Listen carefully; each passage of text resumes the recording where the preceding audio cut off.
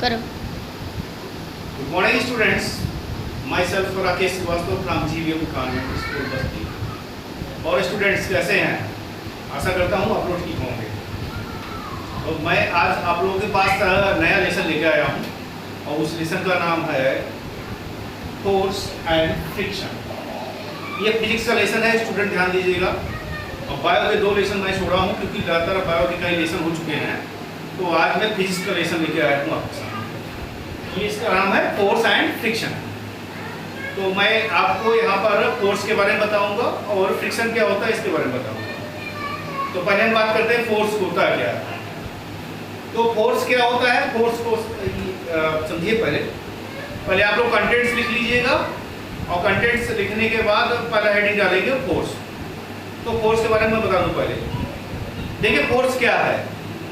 अगर कोई ऑब्जेक्ट है, मान लो ये है, तो ये डस्टर है, इस पर मैं पुश कर रहा हूं या पुल कर रहा हूं, तो ये वस्तु को मोशन में ला दे रहा है।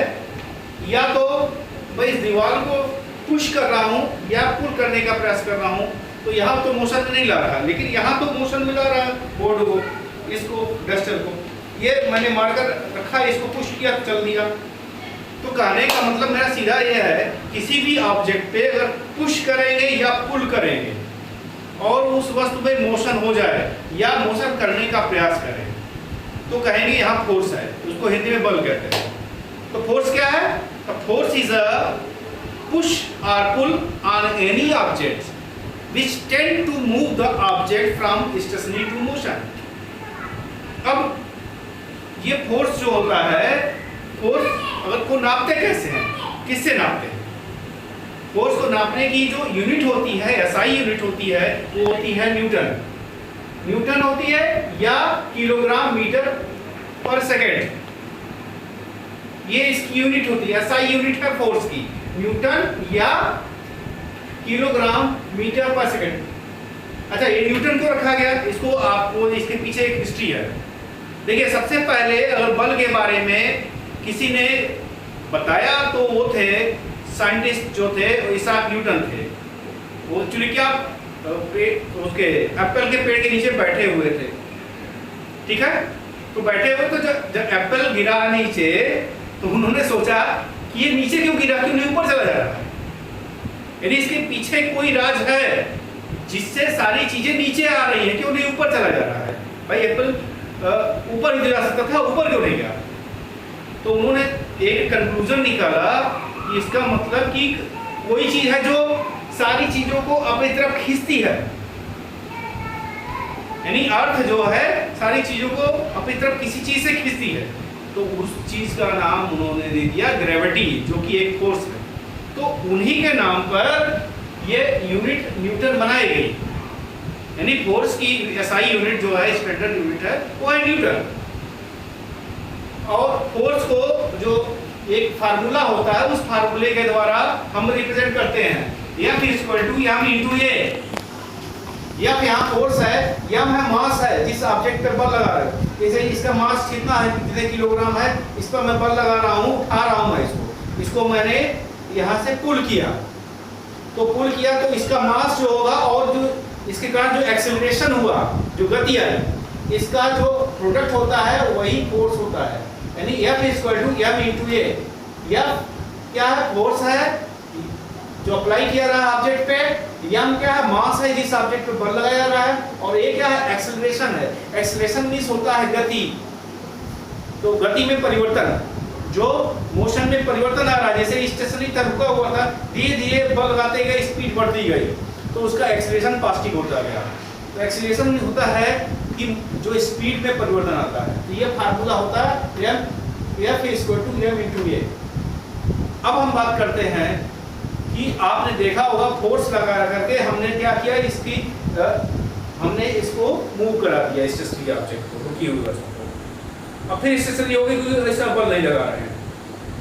तो फोर्स से जो हम स्टेशनरी ऑब्जेक्ट को मोशन में ला सकते हैं, या मोशन में आती हुई ऑब्जेक्ट को रोक कर इसको स्टेशनरी कर सकते हैं, मोशन में थी। इसके अलावा बहुत सी चीजें चेंज कर सकते हैं फोर्स के द्वारा। अब हम बात करेंगे फोर्स कितने तरह का होता है, टाइप ऑफ फोर्सेस। देखिए फोर्स तभी जनरेट होगी जब दो ऑब्जेक्ट आपस में इंटरेक्शन करेंगे, और ये इंटरेक्शन दूर से भी हो सकता है और इंटरेक्शन आपस में कांटेक्ट से भी हो सकता है।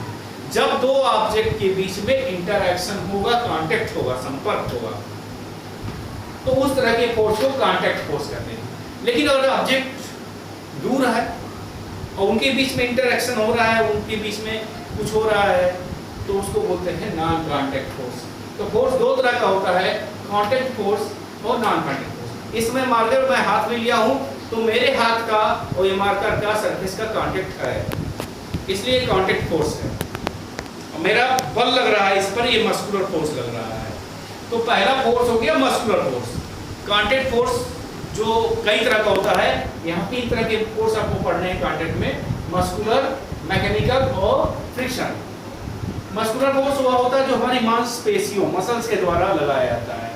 जैसे मैं इस डस्टर को उठाया मैंने, तो मसल्स लगा हमारे, तो ये मस्कुलर फोर्स है। आप दीवार को ढकेल रहे हैं हम, तो ये मस्कुलर फोर्स लगा रहे हैं। कोई वर्क कर रहे हैं, मस्कुलर फोर्स लगा रहे हैं। तो the force exerted by muscles is known as muscular force. It is a contact force. ठीक है। दूसरा था मैकेनिकल फोर्स। जो फोर्स मशीन के द्वारा लगाया जाता है उसको मैकेनिकल फोर्स कहते हैं। जैसे ये सिंपल मशीन है हमारा डस्टर, इस पर मैं फोर्स लगा करके इसको इरेज कर सकता हूँ, तो ये मैकेनिकल फोर्स है। मशीन 2 तरह की होती है, सिंपल मशीन और कॉम्प्लेक्स मशीन।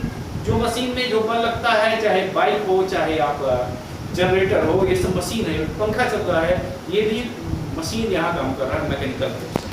तो the force exerted by machine is known as mechanical force.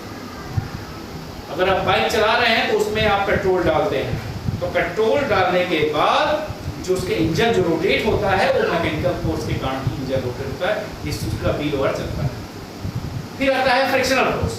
Frictional force बकायदा इसको एक्सप्लेन किया जाएगा, लेकिन अभी जान लीजिए फ्रिक्शनल फोर्स वह फोर्स है, वह कांटेक्ट फोर्स है जो किसी भी चलती हुई वस्तु को रोकने का प्रयास करता है।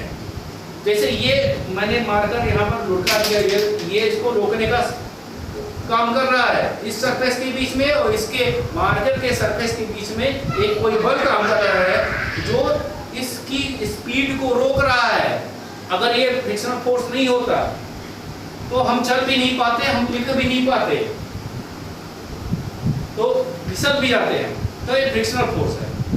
अब आता है non contact force. Non contact force में संपर्क नहीं है, दूर से ही दो ऑब्जेक्ट के बीच में कोई भी आपस में और टच नहीं रहेगा, संपर्क नहीं रहेगा।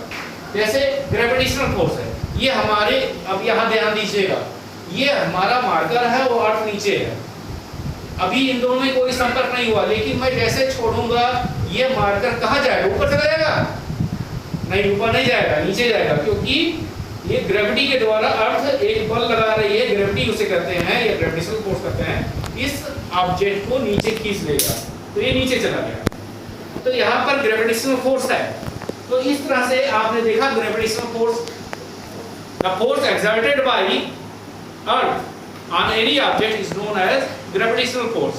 तो ग्रेविटेशनल फोर्स वह फोर्स है जो किसी ऑब्जेक्ट को अपनी तरफ खींचता है।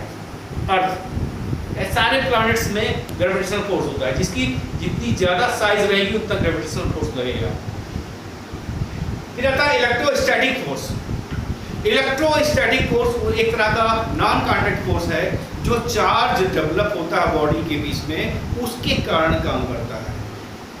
जैसे मान लो कोई, आप इसका एग्जांपल ले सकते हैं, एक कंघी ले लीजिए या प्लास्टिक ले लीजिए, उसको बाल पे रगड़िए, सूखे बाल पे, और फिर कागज के टुकड़े करिए, उसको नजदीक ले जाइए तो स्टक कर लेगा, तो वो चार्ज हो जाता है। क्योंकि आप जो कंघी को रगड़ रहे हैं, बाल में आपके चार्ज होता है, वो चार्ज ट्रांसफर हो जाता है और जाके अट्रैक्ट करता है वो कागज के टुकड़ों को।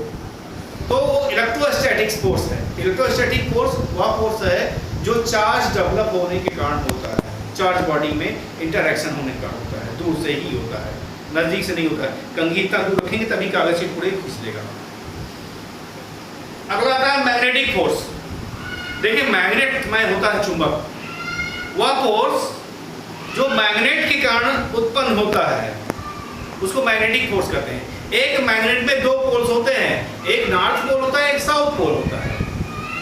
जो नॉर्थ पोल होगा